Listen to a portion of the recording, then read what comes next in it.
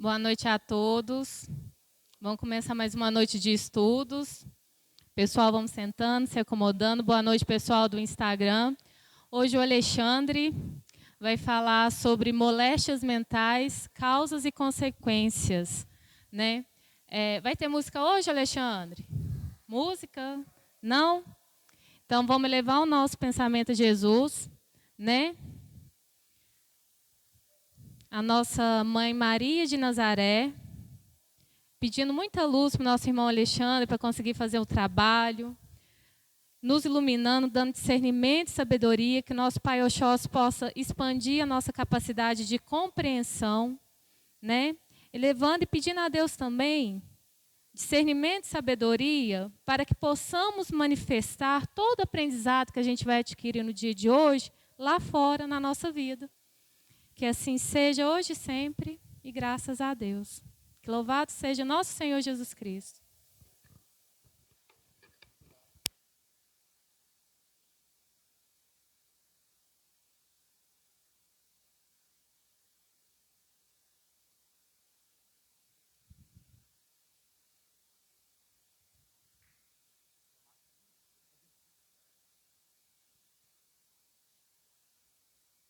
Boa noite, gente. Que a paz de Jesus, de Maria e de São Francisco de Assis se faça presente nessa casa por todo sempre. Que assim seja. Eu cumprimentar os amigos do Instagram, cumprimento também aos amigos que depois vai nos assistir no YouTube. E hoje nós não vai sem muita delonga, porque tem muito material. Eu tenho uma peleja para diminuir, para falar 1 hora só. Se eu pudesse ser 2 horas toda vez, ia ser mais fácil, né? Mas falar só 1 hora é mais difícil um cadinho. Então, eu passo muito trabalho com isso. A palestra de hoje foi baseada nesse livro, da época do Sr. Mané, isso é bem antigo. Evolução para o Terceiro Milênio. Tratado Psíquico para o Homem Moderno. Carlos Toledo Resino. Marta, você desliga esse ventilador para nós? Filho, eu sou friento, fazendo favor. Eu sou um gordo que sente muito frio. Então, vamos lá, gente. Eu vou pedir assim para vocês. A gente vai falar aí uns termos bem pesados, sabe? Então, moléstias mentais, causas e consequências. Então, já vamos entrar logo no tema. Funcionando. Vamos rezar, ver se funciona. Vamos aqui mesmo, então. Vamos lá. Toda moléstia é de origem espiritual. Razão porque há doentes e não doenças propriamente ditas. Então, o que a gente vai iniciar falando do quê? O que é moléstia? Moléstia é doença. Moléstia é doença. Se você olhar no dicionário, vai te falar que é um vírus que, por exemplo, um animal que te mordeu, né, e você vai e pega aquela moléstia. Pode ser também considerada moléstia. Moléstia é vírus. Enfim, quando a gente traz para moléstia mental, eu quero que vocês entendam o que causa a moléstia mental e qual a consequência dessa moléstia. Vamos lá. Por que toda moléstia ela é de origem espiritual? Aí você fala assim, Alexandre, mas vamos lá, a pessoa então fumou bastante tempo e adquiriu um câncer. Mas aí ela fumou e atingiu o físico. Mas aprenda uma coisa, jamais qualquer doença que se manifesta no corpo físico, ela passou primeiro pela mente, pelos corpos que a gente tem, que a gente não vai falar aqui, que são 7, pelo perispírito, depois ela foi para o corpo físico. Então, ou seja, por isso que a fala, há doentes e não doenças. Porque a doença é a manifestação do doente. Ela se manifestando em um corpo, em uma mente que já está doente. E a partir do momento que essa mente, que esse corpo, ele está doente, então ele está apto a receber a doença. Entendeu? Isso se tratando de qualquer doença. Só para vocês terem uma noção. É possível a pessoa que tem o HIV, né? E ele não morrer de AIDS. Que a AIDS é a síndrome da imunodeficiência fisiológica. Às vezes a pessoa tem o vírus, mas não morre. Não morre e vive tranquilo. Entendeu? Por quê? Porque a pessoa, às vezes... Só pode falar, André. Desculpa eu te corrigir, você só usou a expressão errada. Ele tem o vírus, mas ele não se manifesta. Ele não se manifesta, é o contrário. Isso. O vírus está nele, mas não ele não se se manifesta. Tá vendo por quê? Porque a pessoa, mas contraiu o vírus, beleza. Depois ela não se tornou doença. Por quê? Porque a pessoa pode mudar depois de contrair o vírus, ela pode se tornar uma pessoa melhor. Melhor no sentido assim, ela pode, nem que foi, às vezes não foi culpa dela. Então o vírus está lá, mas a pessoa não está doente. Então, se ela não está doente, logo a doença não vai se manifestar. E por o que causa essa moléstia? Por que de origem espiritual, gente? Mas quer dizer que está no plano espiritual? Não. É porque ela não está aqui, nesse corpo. O corpo é para expurgar as doenças. Ele expurga. E o que acontece? Quando a gente... o que é o perispírito? Para quem, às vezes, igual o Matias, que frequenta há menos tempo, a Bruna, nós temos o nosso corpo físico, vou resumir para vocês, todo mundo tem a sua alma, e a gente tem o perispírito. Para vocês entenderem, o perispírito é o abacate. O caroço do abacate é a alma, e a casca do abacate é o corpo físico. Então, ele é a polpa, por exemplo. Esse perispírito, de acordo com o que você vai prejudicando nas reencarnações, esse perispírito ele é como se fosse um plástico. Por isso que a Joana de Anjos, mentora do Divaldo Franco, chama de modelo organizador biológico. Então, ele molda e ao reencarnar, você traz aquilo de outra vida. E é aonde que algumas doenças se manifestam num corpo que já está doente. Mas isso tem total, até por conta da epigenética, a gente tem como mudar isso. Mesmo sendo uma doença expiatória, que é para você expiar uma falta de outra vida, a gente tem condições de mudar isso. Através do pensamento e através do que nós vamos estudar aqui. Qual que é a causa das moléstias mentais? Vamos lá. Nós vamos trabalhar 3 causas. Está funcionando mesmo não, deve ser a pilha aqui. Vamos lá. Vamos trabalhar 3 causas. Olha que bacana dessa imagem. A primeira causa das moléstias mentais é a mente. Vocês perceberam que o quanto o sujeito está subjugado à mente? E aí que eu vou fazer a seguinte pergunta. Quem é o doente mental? Toda vez que eu usar com vocês a expressão você, eu já falei isso em várias palestras e eu vou repetir para quem não ouviu. Eu me incluo no meio. Mas eu estou falando para vocês, eu tenho que falar na terceira pessoa. Quem é o doente? O doente é você. Doente mental não é aquele que nasce com a deficiência mental, não. Doente mental é você que, em sã consciência, prejudica o outro. É você que, em sã consciência, vê a pessoa passando na rua e fala mal dela. É você, em sã consciência, chega em casa e maltrata sua esposa. É você que, em sã consciência, prejudica o seu corpo com aquilo que não presta para comer, aquilo que não presta para beber. Doente mental é aquele que é desregrado em todas as áreas. Em todas as áreas. Então você é o doente mental. Porque a gente classifica como doente mental quem tem hidrocefalia, quem tem arteriosclerose, quem nasceu, né, na época do vírus, uma outra doença mental que nasceu um tanto, há uns 3 anos atrás, né? Como é que é, Fernando? Microcefalia. Então a gente classifica a idiotia, né? Que a gente não deve chamar ninguém de idiota, porque a idiotia é uma doença mental. Então, antes da gente chamar os outros de idiota, pesquisa qual a origem da palavra idiota. Não chama ninguém de idiota. Então, a gente acha que essas pessoas são os doentes mentais. Não. Doente mental é aquele que está aí na sociedade. Então, a primeira causa das moléstias na nossa vida, nas moléstias mentais, é essa mente doente que a gente traz. E aí, quando você começa a querer mudar, a querer ser diferente, você é taxado na família como louco, como bitolado, como uma pessoa que, não, agora fulano bitolou.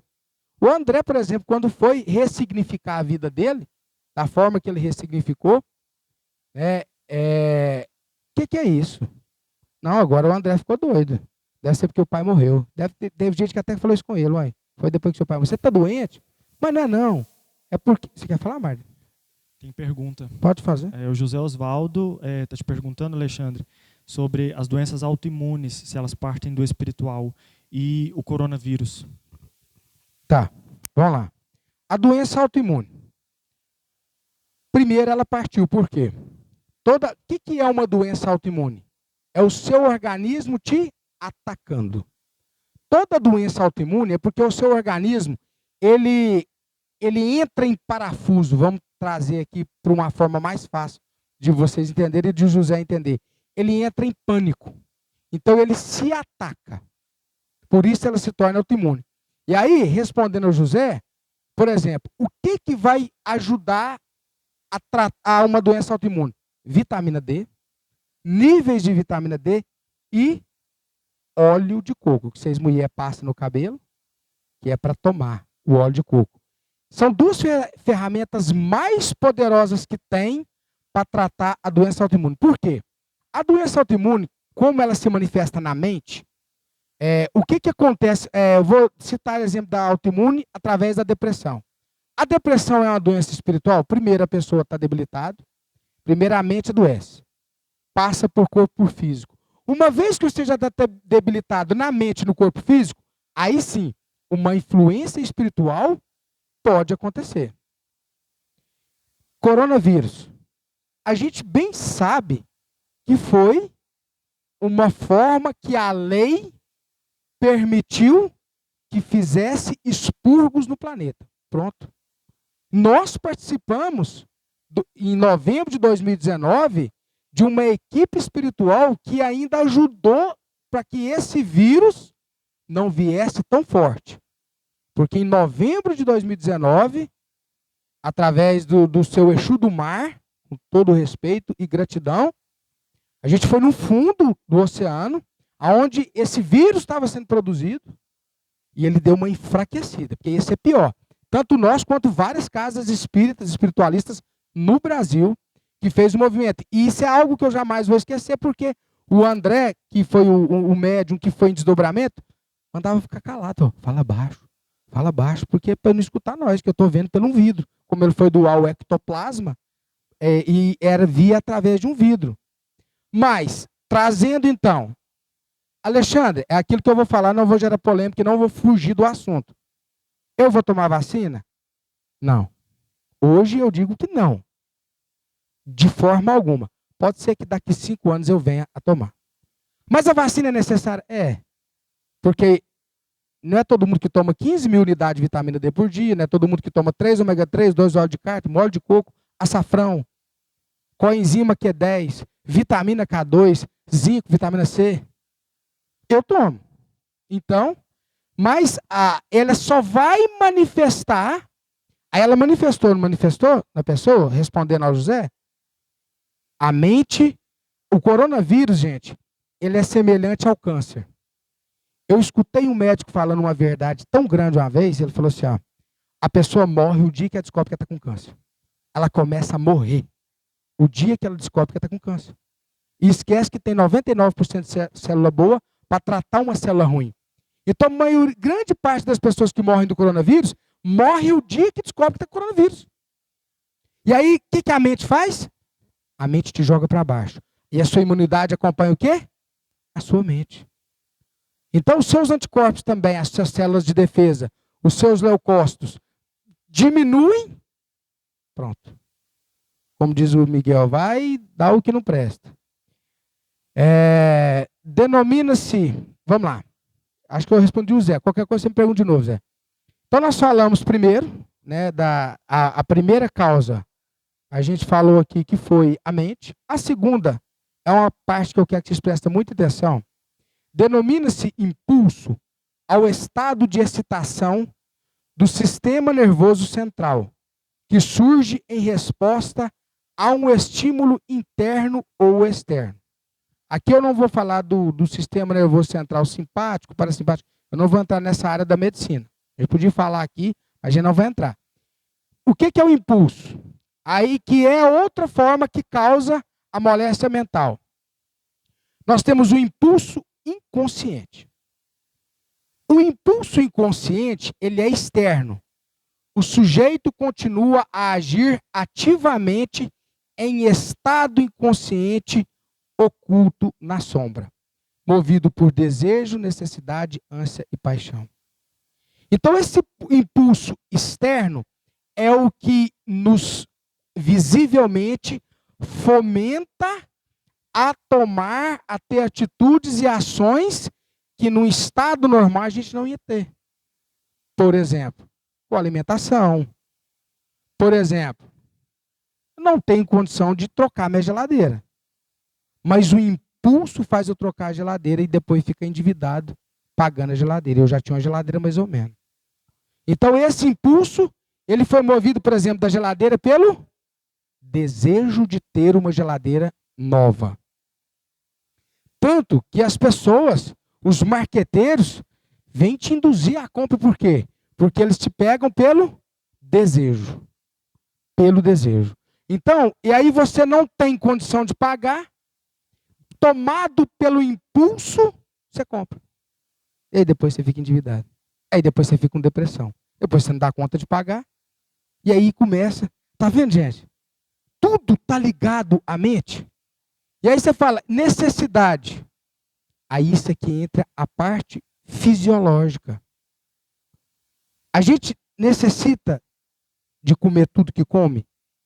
Eu estou nesse processo, tanto que eu estou fazendo 2 tratamentos e vou em São Paulo terminar o meu tratamento, iniciar a última etapa do meu tratamento em abril, como eu falei para vocês. Porque eu também tenho esses impulsos com a alimentação. Então, ou seja, aí é onde você precisa detectar os seus impulsos. Por quê? Para que esses impulsos externos não venham te atingir e te induzir a tomar atitudes que depois você vai se arrepender. E isso, gente, é visível no ambiente de trabalho. De qualquer forma, nós somos, no planeta em que a gente vive, o tempo todo nós somos movidos por paixões. Quando a gente fala paixão, a gente acha que é a paixão do namorado pela namorada, da namorada pelo namorado, de 2 seres. Não. O que são as paixões? São tudo aquilo que em excesso me atrapalha. Então, se a gente não aprender a conter esses impulsos, que eles são inconscientes, eles não são conscientes. A gente vai estudar o impulso consciente. Esse, ele é inconsciente. Então, toda vez que você tiver um impulso de fora para dentro, gente, eu estou precisando de comprar um carro lá para casa. Eu tenho como ir crédito para comprar o carro? Tem. Mas eu posso comprar, eu tenho o carro da viagem e estou precisando de comprar um lá para casa, para Juliana. Mas aí, como o pai dela faleceu, ela tem o carro, usou, os irmãos liberou e ela está usando o carro do pai dela. Mas eu estou doido para comprar outro para devolver o carro para o meu cunhado. Eu posso agora comprar? Não. E o que eu faço? Agradeço a Deus o que eu tenho, o que ela tem. Eu não posso comprar outro agora. O desejo de passar um carro e eu comprá-lo é muito grande. Por quê? Está lá no meu inconsciente. Porque eu já possuí um bom carro. Então ele ficou gravado no meu inconsciente. Entendeu? Então a gente tem que aprender a dominar os impulsos. E é uma área que a gente não vai entrar, a gente vai falar disso em março, né? Eu vou fazer um treinamento agora em fevereiro, acho que semana que vem já um congresso que eu vou participar sobre jejum. E o jejum vai ajudar demais nisso aqui. É onde depois eu vou chamar o André para a gente fazer um workshop sobre jejum, para a gente aprender a dominar os impulsos. Porque quando eu aprendo a falar alguns não, eu começo a ficar mais forte. Mas a parte pior do impulso, ele não está no impulso. Esse impulso, apesar dele prejudicar toda uma população, celular, gente. Quantas pessoas trocam de celular? Gente, pelo amor de Deus. Eu troco meu celular. O dia que ele estraga, que eu não tenho mais recurso para ir. Acho que eu tive 3 na vida. Não tem mais recurso, não. Então tem que trocar. Troquei o último que era a bateria, era o iPhone, eu fui passar para o Xiaomi, porque tem muita bateria. E eu tô com esse Xiaomi 8, se ele durar mais 10 anos, eu vou ficar mais 10 anos com ele. Então as pessoas, sabe por que as pessoas têm esse impulso? São pessoas que são vazias. Porque nada está te preenchendo. E aí, através do impulso, através daquilo que te mostram, que te apresenta, você acha que aquilo vai te preencher de alguma forma. É igual quando você compra o carro zero. Uma semana depois, a euforia já acabou. Uma semana. E tem uma Bíblia para pagar. Impulso. São lembranças arquivadas em estado inconsciente, que estão carregadas de emoções perturbadoras, não integradas ao patrimônio psíquico e, portanto, ainda ativas. Vamos traduzir isso aqui. Viu, gente, que estão carregadas de emoções perturbadoras? Porque o impulso, ele está ligado à emoção. Ele está intrinsecamente ligado à emoção. E a pior parte disso é a gente ceder a essas emoções. Isso é a pior parte. Porque você cede. Porque como o ser humano ele ainda é mais emocional do que racional, se o André, eu vou falar uma perspectiva que eu penso, depois o André me corrige, ou se o André acreditar que é outra, ele fala. Eu acredito que hoje o ser humano ele é 25% de razão e 75% de emoção. É porque a razão ainda é muito pequena. Ela é um quarto, 3/4 emoção. E a emoção que te derruba. É a emoção que te joga para baixo. É a emoção que quando alguém te dá uma notícia ruim, que já faz você ficar doente antes da hora. Dentro desse impulso, nós vamos entender o impulso consciente. O impulso consciente, ele é interno. O sujeito tem total clareza das suas ações. Porém, movido pela perversidade, ele comete a ação porque é uma forma de alívio. É como se fosse um troféu. Algo que ele ganha pela nefasta ação. Gente, o sujeito que faz parte do impulso consciente são os assassinos, são os homicidas. Porque ele se...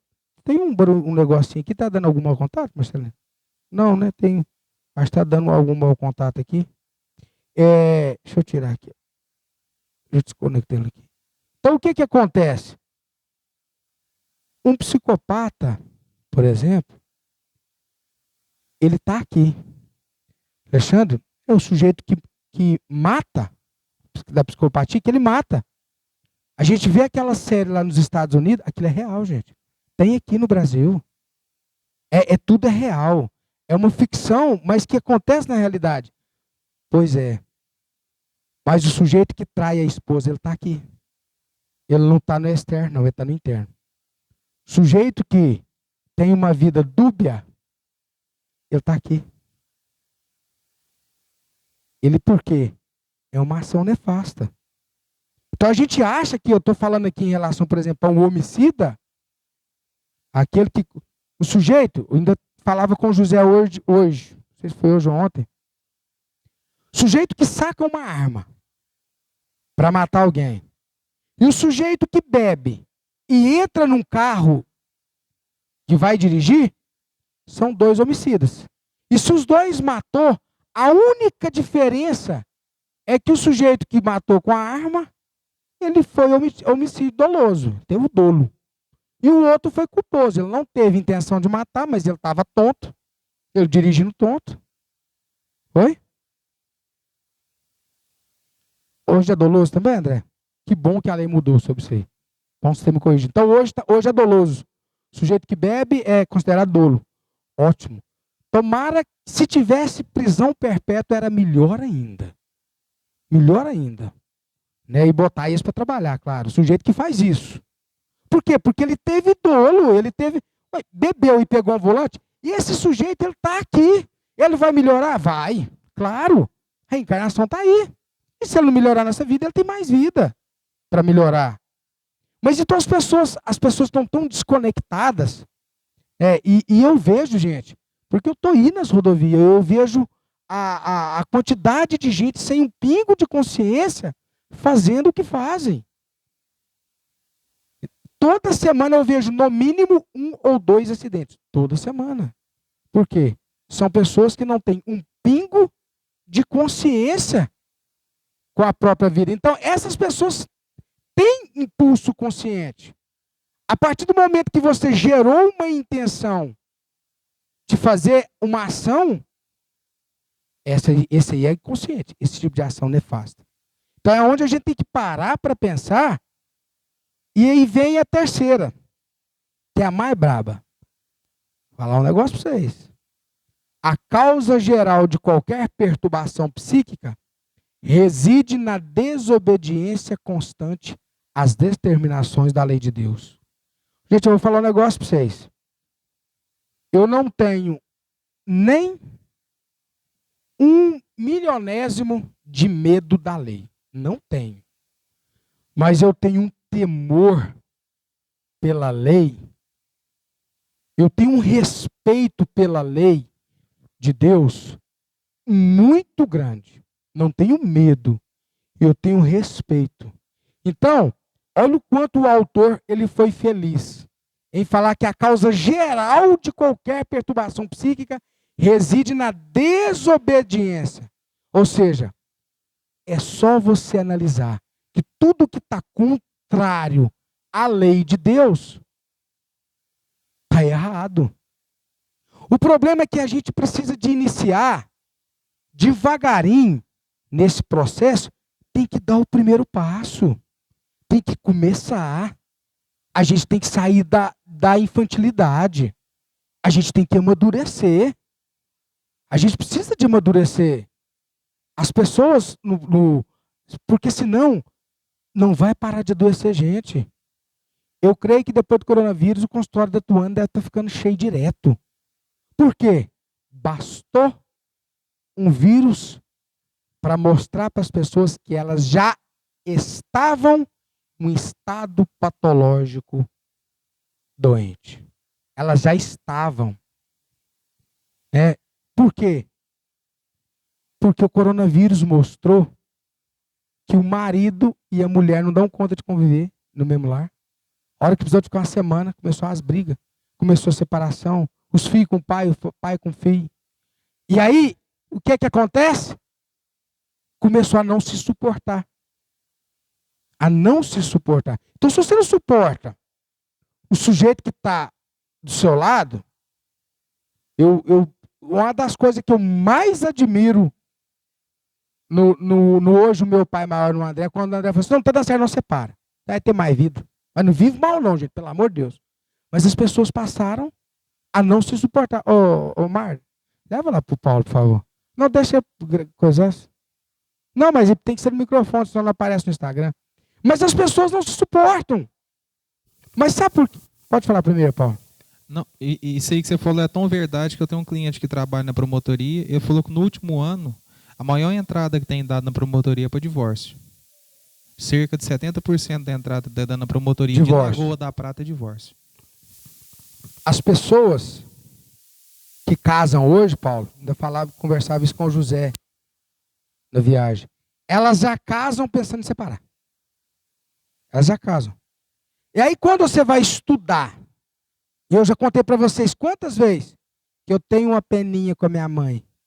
Ô, gente, chegou uma determinada situação na minha vida que o André é o caçula, mas a Sabrina e o Cristiano, um dia a Sabrina falou comigo: Alexandre, você não percebeu que você é mamãe e tem uma pena da outra vida, não? Ninguém, todo mundo cometeu o mesmo erro. O seu erro sempre é o mais grave. A mãe sempre te xinga mais do que nós. Você não percebeu isso, não?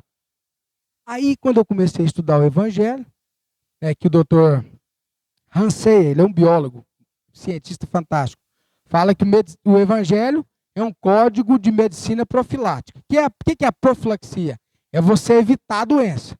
Então, ele vai falar que quem estuda o Evangelho vai adoecer menos. Aí, quando eu tive a oportunidade de me aproximar da minha mãe, através de levar ela na Vargem Bonita, como eu já contei para vocês, como eu precisei de levar várias vezes, de 15 dias, eu levava ela para fazer os tratamentos. Quando nós não tínhamos o nosso hospital, foi a minha pega para falar assim: nós preciso de aproximar da minha mãe. E hoje eu tenho uma relação com a minha mãe maravilhosa. Incrível, maravilhosa. Mas mesmo assim, ela ainda vai me xingar. Hoje ela me xinga mal um cadinho ainda, do mesmo jeito. Mas eu entendi. E o que o senhor Manuel falou assim: filho, cede. Você vai sempre ter que ceder. Ou seja, aprendi. Eu não sofro. Gente, as pessoas precisam de estudar. Eu coloquei aqui uma imagem que remete a Moisés. Então as pessoas às vezes criticam quem não, por exemplo, os muçulmanos, né? O pessoal lá do outro lado, que as pessoas. Gente, quando mostra ali os homens bomba, aquele povo ali, aquilo ali não é a religião, não. A religião é incrível. A Torá, quem estuda a Torá, gente, o Antigo Testamento, ele é rico também. Moisés foi um mago tão de uma excelência, um dos maiores magos que já pisaram no planeta Terra, foi Moisés, gente. As pessoas não entendem. E aí, quando você pega os 10 mandamentos, é um código de ética, de moral perfeito. Ele é um código de ética e de moral perfeito. Então, ou seja, desobedeceu à lei de Deus, você sabe que você vai pagar caro por isso. A resultante acumulação de deslizes, erros, crimes, tarefas não cumpridas, etc., vai aos poucos minando a resistência do espírito. Por que as pessoas às vezes adoecem? Fácil. Porque ela vai tendo deslizes e erros. Quando eu falo deslizes e erros, não é no sentido só de prejudicar o outro, mas sobretudo de prejudicar a si mesmo. Então essa constante não... E assim, aquilo que o Zé Amaral falou, né, gente? Que vai ficar para a minha vida uma lição. Quando você descobrir a figurinha do álbum, que é a mais difícil quando a gente juntava figurinha, sempre tem a figurinha difícil, e você entra para dentro de si e fala assim: ó, eu já descobri a figurinha do álbum, a que faltava. Por exemplo, garanto que o André já. Garanto que o Lon já. Isso eu tenho certeza. Garanto que o seu Luiz já. Por quê? Eu citei os 3 e vários aqui. Porque hoje tem uma responsabilidade moral, por exemplo, com a Umbanda. Por quê? Sabe, então, peraí, eu achei minha figurinha que completava o meu álbum. Então agora é eu caminhar. Agora é eu trilhar. Mas o André encostado ali, eu falei com ele: nossa, André, que bom. Eu não falo isso com vaidade, não. Eu falei: André, que bom, a gente está cumprindo aquilo que nós planejou. Isso foi planejamento. O André falou isso aqui numa quarta-feira com o Luiz. Né, André? Ó, vocês que estão aqui, foi tudo planejado. Vocês que... Não foi uma reencarnação compulsória. Então, ou seja, é gostoso você falar assim: eu estou cumprindo o meu papel. Eu estou tentando me melhorar. Isso é bom. E a partir desse processo, você começa a entender a plenitude da vida. E aí você vai começar a adoecer menos. Sanidade mental. Ter uma sanidade. Ser mentalmente são. Gente, isso é um desafio para todo mundo. Para todo mundo. E assim, as donas de casa passam um trabalho. Imagina, gente, tem quanta gente que lava a casa e arruma todo dia em excesso. Por que falta isso? O Zé, não posso entrar muito, que vai ser o tema da palestra, um dos temas da palestra dele. Todo excesso esconde uma falta. Todo excesso esconde uma falta. Então, ou seja, quando você começa a viver corretamente, o que é viver corretamente no sentido assim? Viver em plenitude é você ter equilíbrio entre a lei de Deus, entre aquilo que você se propôs a se melhorar como ser humano. E qual que é a consequência? Nós estudamos a causa das moléstias mentais. Qual que é a consequência? Uma constante revolta contra a vida, contra o mundo e contra Deus. As pessoas são revoltadas contra a vida. A gente ainda falava hoje, a gente saiu, tem uma sexta-feira que eu consigo chegar mais cedo e não perco por nada isso, eu acho maravilhoso. E às vezes a gente vai almoçar junto, né, raro esses momentos, tá almoçando eu, o Zé, o André e a Juliana. E o André foi contar um caso, a gente chorou lá no Chocolate Brasil Cacau, onde a gente estava tomando um café lá que é perfeito, gente. Vai lá beber o café no Chocolate Brasil Cacau, um café expresso. E o André contando, né, que ele aos 16 anos de idade, 15, 16, lá em Uberaba, Araxá, fazendo entrega. Na época a gente tinha uma fábrica com a confecção. E o pai falou com ele assim, como é que ele falou, André? Você fala para mim. Que a fala... Ele falava assim, só que você chega na rodoviária, você compra a passagem, depois você come. Porque a volta estava garantida, né? Aí dá a volta, né?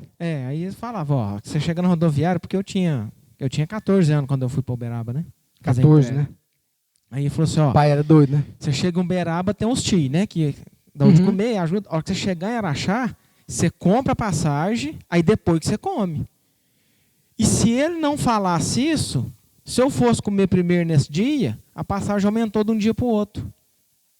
Lógico que ia alguém me socorrer, tá? Mas não tinha um WhatsApp naquela época. Não tinha. Eu ia ter que dar um jeito de comprar depositar na conta de alguém, ou alguém... Ia dar uma bagunça feia. Há quase 20 anos atrás. Né? Então, é umas orientações que, né?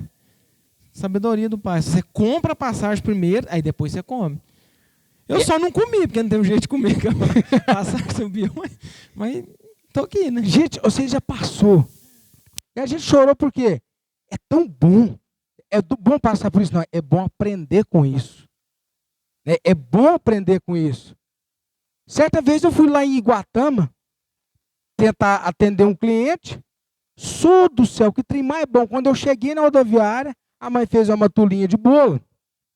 Ó, leva esse bolo aí, porque fica mais barato. Que eu cheguei na rodoviária de Iguatama, eu vi o pessoal abrindo a Coca-Cola. Eu falei, eu não tenho dinheiro da Coca, eu tenho dinheiro purinho de voltar. E aí eu cheguei no primeiro cliente que estava marcado. Eu ligava de orelhão, que eu falo com o Zé assim, gente, que eu sou representante, eu sou vivo de venda. Falo, hoje eu sou mole demais. Eu sou um vendedor, assim, eu sou um bom profissional, um excelente profissional, mas eu sou um vendedor fraco demais de vista do que eu era. Eu liguei de orelhão, agendei com o cliente, cartão, né? Pus o cartão. Quando eu cheguei lá, o cliente me dispensou, gente. Eu era novinho, menino. Como é que eu vou fazer? Iguatama, tem um morrão na rua 1. Nunca mais vou esquecer o nome dessa rua.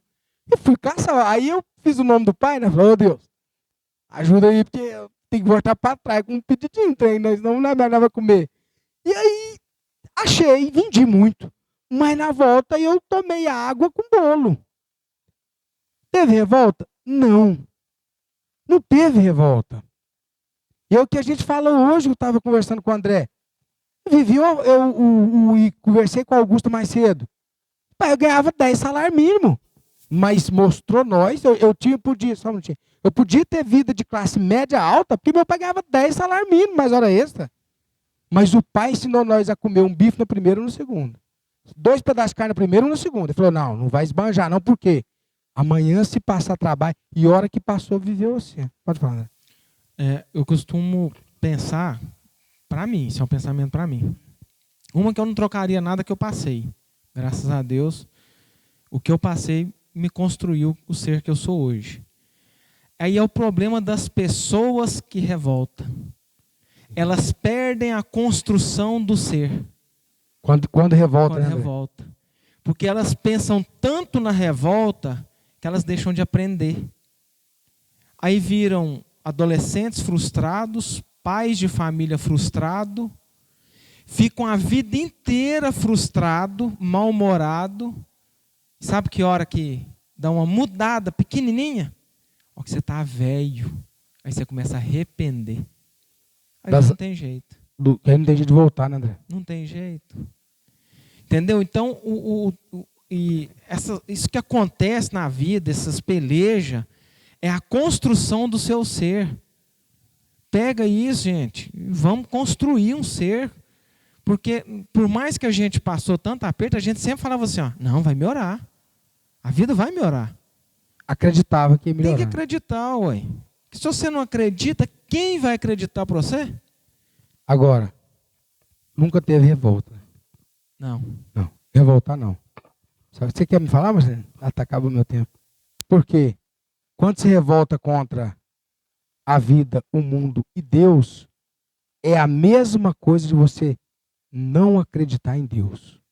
É a mesma coisa. Quando você revolta, você pode ter certeza que você está desacreditando de Deus. Ou você não está colocando Deus no lugar dele. Você está humanizando Deus quando você revolta.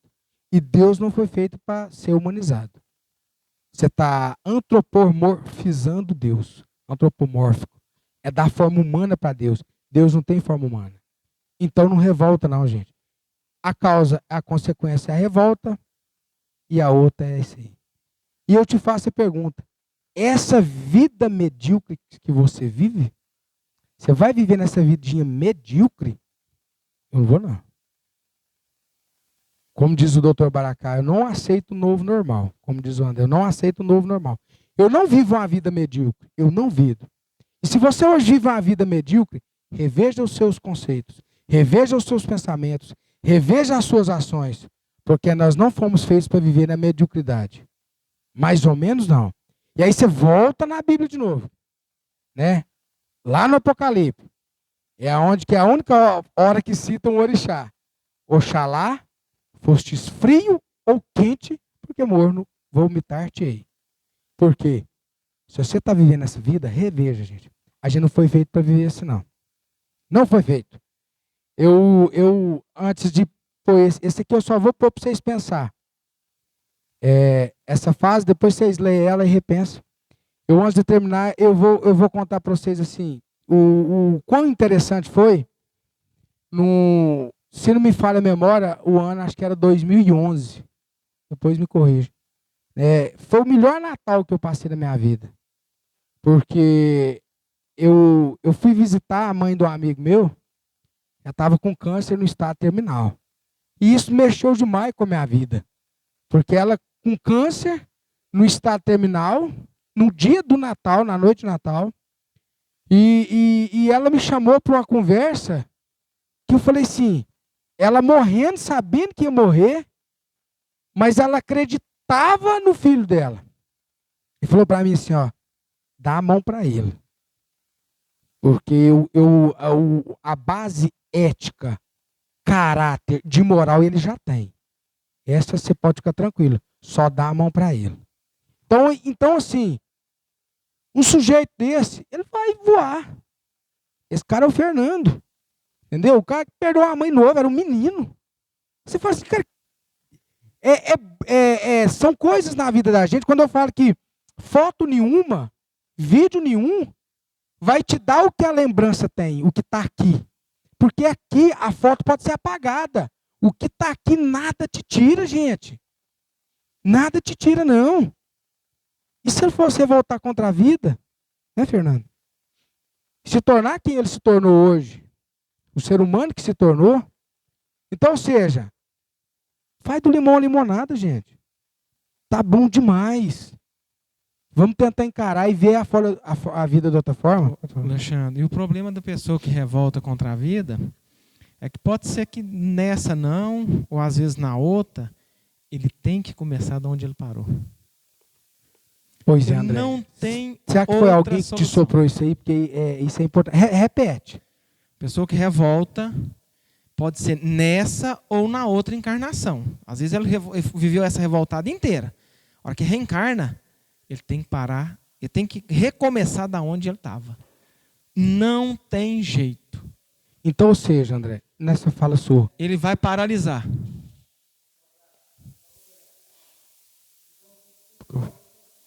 Isso. em piores condições, né, Piores Luiz? condições. Não tem outro Ou recurso. seja, gente, não vamos Porque procrastinar, não, né? Isso é tão fantástico que esse tempo ele só viveu ele na carne. A pessoa que revolta o tempo para ela fica paralisado. Para. Literalmente, a pessoa está vendo só número rodar. O tempo paralisa para ela. Porque o tempo é uma coisa fantástica. O meu tempo, o seu é diferente, o do Luiz é diferente. Tudo diferente. Tudo diferente. Então o tempo estagna para ela. Parou. Por causa da revolta. Por causa da revolta. Aí ela tem que recomeçar lá de onde ela parou. E isso é tão complicado e tão complexo que ela tem que construir um novo caráter, uma nova forma de ver o mundo, uma nova forma de ver Deus, senão ela não anda. E tem espírito que fica 1000, 2000 anos parado. Tem. Porque estagnou, porque revoltou. Porque 1000, 2000 anos, gente, para Deus não é nada. É um milésimo de Mas fica segundo. comparando essa vidinha de 75 anos aqui, que é a média de vida, isso não é nada. Para Deus isso é uma sombra. E sabe o que é, gente? Eu já falei isso para vocês várias vezes. Eu errei tanto que eu sei que nessa eu não vou dar conta de pagar tudo, não. Você dá conta de quitar, André, tudo? Não. Não vou quitar tudo. E eu errei muito, gente. Para o sujeito que já reencarnou, como diz o André, mas o Luiz no dia da live aqui, quem não estava na live não ouviu, já vou encerrar mais coisas. Gente, eu já reencarnei como débil mental. Eu já reencarnei como débil mental. Porque eu usei minha mente para fazer o mal para os outros. Eu usei muito, eu fiz muita. Eu já fui muito ruim. Até hoje, quando eu, na época do frio, que eu boto o capuz na cabeça, eu me remeto ao tempo que eu usava um capuz negro para fazer mal para os outros. Mas aí hoje, o que eu escolhi? Pô, peraí, eu estou tendo oportunidade. E está doido? Eu vou agarrar nela. Eu vou agarrar na oportunidade. Está doido? É a coisa melhor do mundo é pagar. Todo mundo aqui, gente, não é bom pagar as contas?